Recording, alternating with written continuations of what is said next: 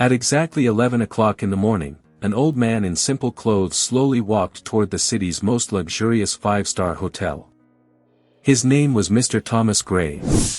In his hand, he carried an old cloth bag. As soon as he reached the hotel gate, the security guard frowned. "Sir, where are you going?" the guard asked, blocking his way. Thomas smiled gently and said, "Son, I have a booking here. I just came to check about it." The guard chuckled and looked at his partner. "Did you hear that? The old man says he has a booking here." He turned back to Thomas and said, "Sir, there must be some mistake. This is a luxury hotel. Only high-class people come here.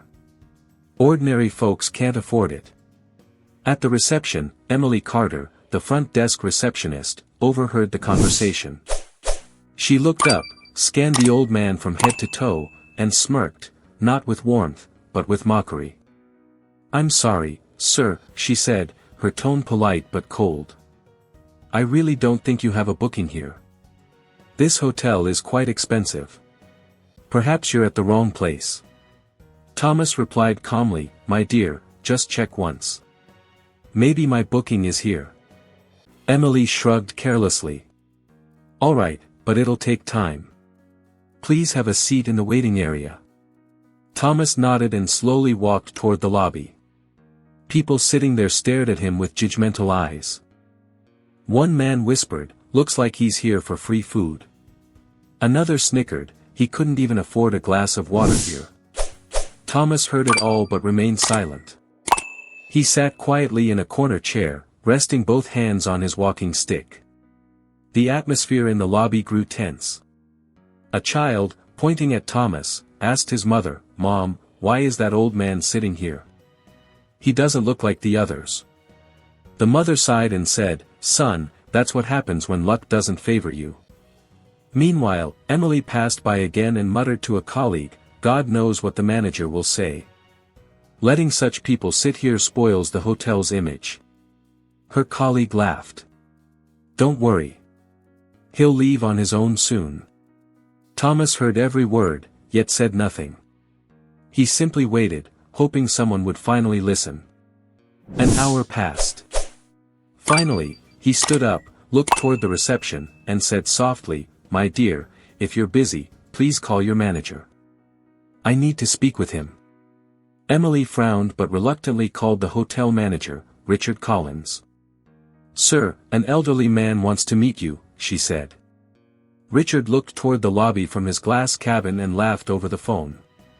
"That man? He doesn't look like a guest. I'm too busy right now.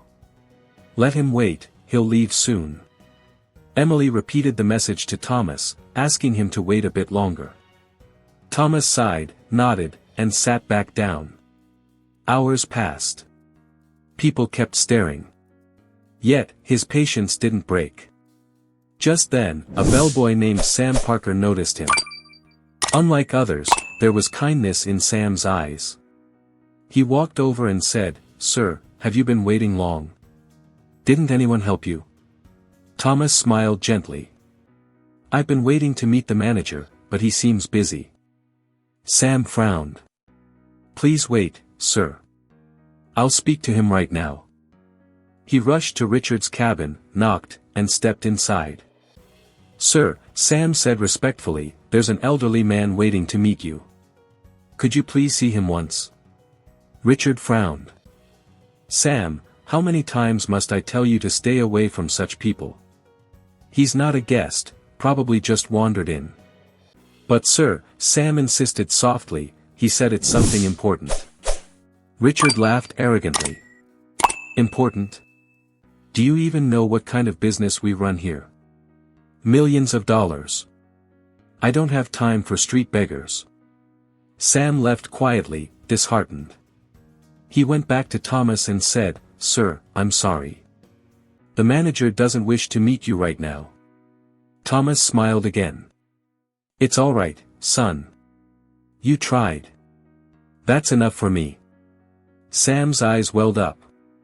He could feel there was something extraordinary about this old man, a quiet dignity that commanded respect. Time passed, and at 12:30, Thomas finally rose from his chair. He picked up his bag and walked to the reception. Emily said sharply, "Sir, please wait. The manager is still busy." Thomas looked at her calmly and said, "I've waited long enough, my dear. Now I'll speak to him myself." The entire lobby fell silent as Thomas walked toward the manager's cabin. He opened the door. Richard was sitting arrogantly in his chair. "Yes, old man, what's all this noise about? What do you want?" Thomas opened his bag and pulled out a sealed envelope.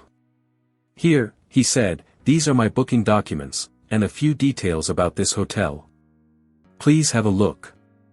Richard chuckled, snatched the envelope, and threw it on the table without opening it. "Listen, old man," he said mockingly, "you clearly don't belong here. People like you don't make bookings in 5-star hotels. Better leave before I call security." Thomas looked straight into his eyes. "Son, how can you judge without even looking? Appearances can be deceiving." Richard leaned back, smirking. "I've been running this hotel for years. I can tell a man's worth just by his face. You have nothing." Guests outside laughed. Thomas sighed deeply, left the envelope on the table, and said quietly, "All right. When truth reveals itself, remember this moment." He turned and walked away. The next day, morning arrived with whispers spreading through the hotel. Rumors said that the old man from yesterday was not just anyone, he was the hotel's major shareholder. At 10:30 a.m., the hotel doors opened again. The same old man, Mr. Thomas Gray, walked in, but this time he wasn't alone. A man in a business suit accompanied him, holding a black briefcase. Everyone froze. The guards, receptionists, and waiters who had mocked him yesterday now stood in silence. Thomas looked around and said firmly, "Call the manager." His voice carried authority. Moments later, Richard appeared, nervous, but still trying to smile. "Oh, good morning, sir." "You again," he said half-jokingly. Thomas's gaze was icy. "Richard Collins, I told you yesterday your actions would have consequences. Today is that day." The man with him opened the briefcase, took out a thick file, and placed it on the counter. "These documents clearly state," he announced, "that Mr. Thomas Gray owns 65% of this hotel's shares. He is the founding partner and primary owner." A wave of shock ran through the lobby. Emily's hands trembled. The guests looked at each other, stunned. Thomas tapped his cane on the floor. "Richard, from this moment on, you are no longer the manager of this hotel.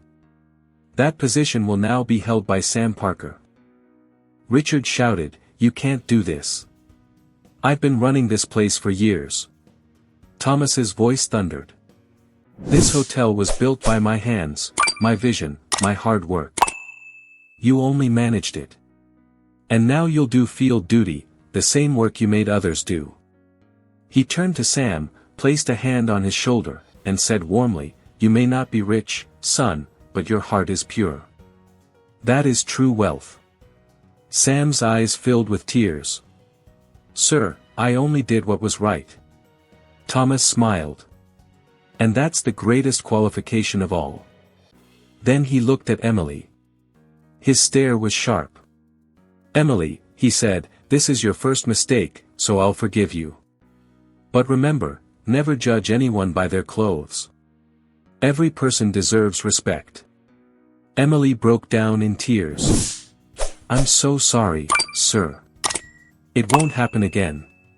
Thomas looked around the lobby and said in a firm voice, "Listen, everyone. This hotel is not just for the rich. From today, humanity will be its identity.